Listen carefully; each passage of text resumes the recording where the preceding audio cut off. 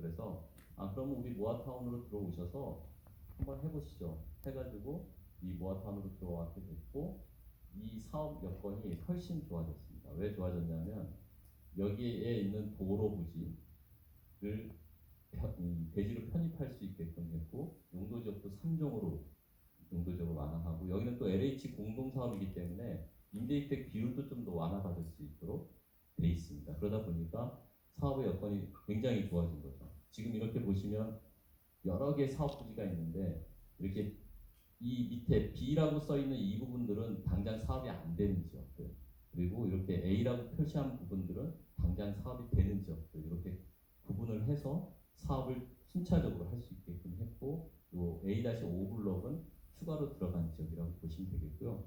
그래서 이 설계에 대해서 굉장히 저희가 그 업그레이드를 많이 시켰어요. 그래서 그 사례를 보시면 지금 이 지역인데, 지금 나머지는 구체적으로 설계가 되지 않은, 조합만 설립이 됐고 설계안이 아직 없는 상황입니다. 하지만 이 5구역은 조합이 설립이 돼 있고 설계를 했기 때문에 그 설계안이 이렇게 나옵니다.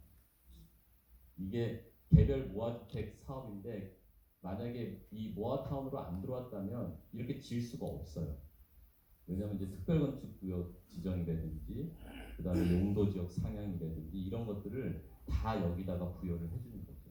그러면 이렇게 건물을 지을 수 있는. 조합사장님이 엄청 좋아하시더라고요. 이렇게 해드리니까. 그래서 이런 사례도 있다라고 보시면 되겠습니다. 여기까지 설명을 드렸는데 제가 좀 짧게 설명드렸는데 궁금하신 거 제가 좀 질문을 한번 받아보도록 하겠습니다. 네. 궁금하신 분 있으면 네, 말씀하세요.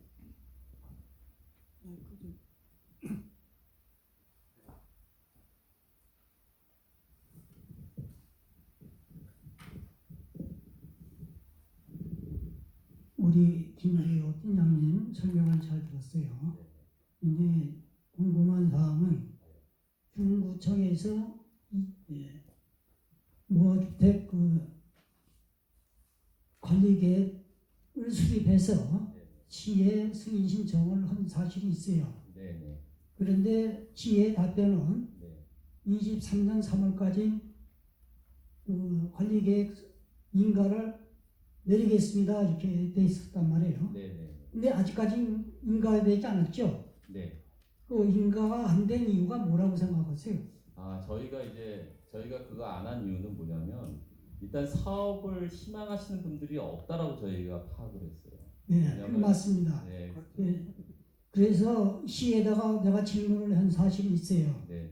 유성으로. 왜 3월이 지났는데도 인가를 안 내주느냐? 네. 거기에는 호응도가 전혀 없습니다. 이렇게 나와 있어요. 네. 호응도가 없으면은 모아주택 사업을 중단하든지 해지하든지 해야 되는데 네. 그 기한이 언제까지입니까? 그 기한은 정해져 있지 않습니다. 네, 정해져 있지 않다고 그 답변을 들었어요. 네. 그거 알고 있습니다. 네. 그러면 그렇다고 해서 계속 관리지역으로 해서 지정도 안 된 상태에서 방치할 겁니까? 어느 정도 시기를 정해가지고 대원 승인을 인가를 한다든가 인가가 안 되기 때문에 종료한다든가 하는 시점이 있어야 되는데 그 시점 없습니다. 무리한 관리계획 수립이 뭔데 필요합니까? 그래서 제가 이제 설명드리면 아주 중요한 질문을 하셨는데 맞죠. 계속 끌고 갈 수는 없죠. 그래서 결정을 내야 되는 시기가 온 것 같고요. 어쨌든 주민분들께서 사업을 하시겠다고 하면 적극적으로 저희는 지원을 해드리는 거죠. 저희가 안 할 이유가 없는 거죠. 근데 그것을 저희 시행하기 위해서 구청이나 하는 사업체에서 작년에도 이런 사업 설명회를 한 적이 있어요. 5월이나 6월. 2차에 걸쳐가지고. 그런데도 호응도가 별로였어요. 그런데 지금 금년에 들어서 이제 시에서 우리 팀장님이 나와서 이제 오늘 설명을 하셨단 말이에요. 그런데 호응도가 지금 2-2 구역만 딱 찍어가지고 오늘 설명을 한다고 했어요. 근데 2-2 구역 같은 경우에는 주상복합 건물이 50%가 넘어요. 그래서 그런 데는 저희 모아타운 시행이 잘 안 됩니다. 이렇게 아까도 설명을 하셨어요. 2-2 구역이 바로 그 전형적인 지역으로 제가 알고 있어요. 네. 그렇다면은 그 사업 시행을 계속 하기 위한 그 설명회나 이런 게 필요 없지 않는가 이렇게 생각하는데 네, 뭐 그에 대한 답변을 좀 해주시기 네, 바랍니다. 이제 어쨌든 오늘 이 자리가 그런 자리죠. 그러니까 주민들께서 선택할 수 있는 거를 선택할 수 있게끔 이제 설명을 해드리는 거고, 주민들이 원하지 않으면 당연히 사업은 안 되는 근데 거예요. 2-2 구역을 딱 집어가지고 사업 설명을 한다는 이유가 뭐냐 이런 얘기예요. 그거는 이제 1구역, 정하지 2구역, 않은 3구역이 있고 2-1구역, 2구역, 3구역, 4구역, 5구역이 있어요. 근데 2-2 구역만 딱 찍어가지고 사업 설명을 하겠다. 그럼 거기에 대한 사업 설명을 지금 했느냐? 그 팀장님이 설명한 건 전체적인 모아타운, 모아주택에 대한 그 개념이라든가 시행 방법이라든가 이런 걸 설명하셨지 2-2 구역에 대한 그런 사업 설명은 한 번도 사실 그 구청에서 하나요? 그거는 이제 다음에 이어질 순서고요. 제가 지금 질문을 받고자 하는 것들은 지금 이 구역에 대한 얘기는 아니었고요. 사업에 대한, 그러니까 이 사업이 뭔지를 좀 더 궁금하거나 잘 모르겠다는 거에 대한 질문을 제가 받는 거니까 그거는 이제 나중에 그 구청하고 잘 얘기를 하시면 될 것 예, 같아요. 알았습니다. 네, 다른 이 사업이 좀 궁금하거나 모르겠다고 하신 분들은 한번 좀 질문을 해주시죠. 예. 행정적, 예, 맞습니다. 여기 오디오 마이크 사용하는 게 더 뒤에 가거든요. 조용조용 말씀을. 네. 자, 제가 이 회의에 몇 차례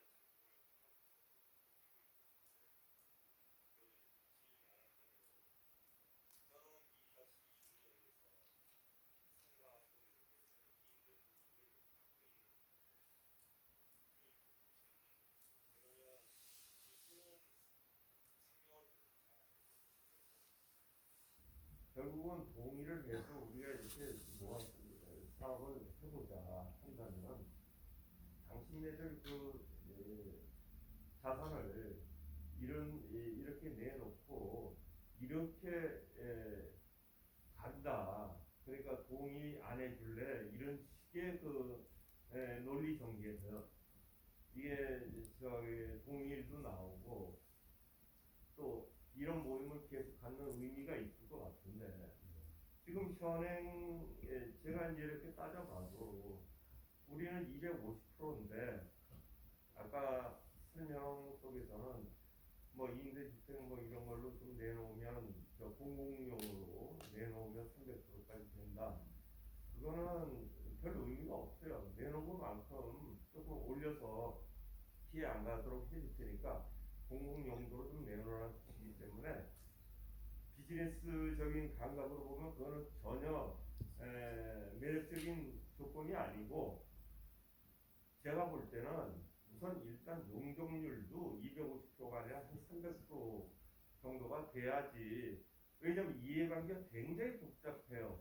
2-2 구역을 한번 보시면 결국 그냥 이렇게 노후화된 이렇게 옛날 한옥 같은 건물도 있고 또 건물을 지어서 뭐 7, 8층 올라간 데도 있고 그렇게 돼 있는데 이 부분은 첫째 제가 생각할 때는 용적률을 높여줘야 됩니다.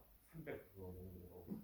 두 번째는 정말로 시에서 노후 주택을 좀 개량해 가지고 지역을 좀 살기 좋은 지역으로 만들고 싶다고 한다면 좀 네임밸류가 있는 대형 건설사를 오히려 거꾸로 건설사를 대표로 내세워 가지고 그 사람들이 사업성을 검토를 해 가지고 이러이러한 조건으로 이렇게 해줄 수 있으니까 여러분 동의를 해 주시오라고 추진을 해야지 이게 뭔가 진도가 나가지 않겠는가. 왜냐하면 이해관계가 다 다른 이렇게 많은 분들이 회의에 와서 설명은 듣는데 뭘 어떻게 받는 건지도 모르겠고 그걸 전혀 모르는 가운데에서 동의를 할 수도 없고 그렇다고 해서 모르는 척 할 수도 없고 좀 애매합니다. 거기에 대해서 좀 설명을 좀 드리겠습니다. 네, 뭐 사업 전반에 대해서 말씀을 하셨는데요. 어려운 얘기죠. 왜냐하면 이제 정비 사업이라는 것은 어쨌든 다양한 그 토지 소유자의 형태들이 있을 거고 또 그분들의 의견을 이렇게 수렴하는 과정들이 쉬운 건 아닙니다. 보통 그래서 재개발이 늦는 이유는 그런 토지 등 소유자들이 굉장히 많기 때문에 그런 거겠죠. 그러면 여러분들은 어떻게 해야 되느냐? 다 초기에 그런 정비업체라든지 몸을 받으셔야 되는 거예요. 그냥 주민들끼리 모여서 우리 동의합시다. 이거는 어려운 얘기죠, 진짜. 그래서 다른 데도 보면 기본적으로 이제 진행되는 과정을 보면 이제 정비업체를 도움을 받아서 조합을 설립하는 과정이 있을 거고 어느 정도 이제 조합이 되는 시점에서는 시공사들이 또 따라 붙습니다, 기본적으로.